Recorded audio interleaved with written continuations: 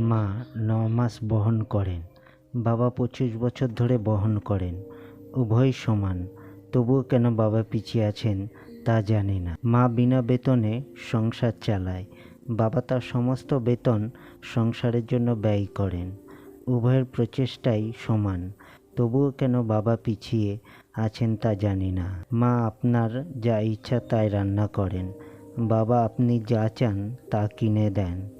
তাদের উভয়ের ভালোবাসা সমান, তবে মায়ের ভালোবাসা উচ্চতর হিসাবে দেখানো হয়েছে।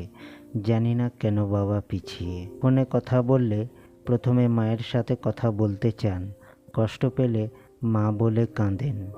আপনার প্রয়োজন হলেই আপনি বাবাকে মনে রাখবেন, কিন্তু বাবার কি কখনো খারাপ লাগেনি যে আপনি তাকে অন্য সময় মনে করেন না? ছেলে মেয়েদের কাছ থেকে ভালোবাসা পাওয়ার ক্ষেত্রে প্রজন্মের জন্য বাবা কেন পিছিয়ে আছে জানি না।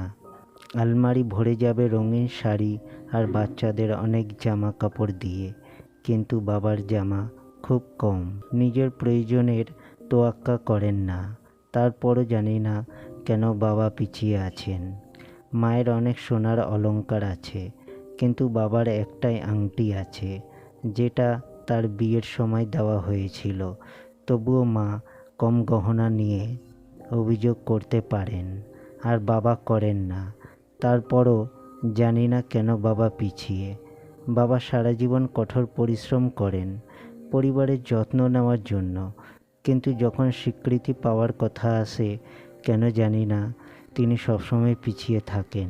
মা বলে এই মাসে কলেজের টিউশন দিতে হবে, দয়া করে আমার জন্য উৎসবের একটি শাড়ি কিনবে, অথচ বাবা নতুন জামা কাপড়ের কথাও ভাবেননি।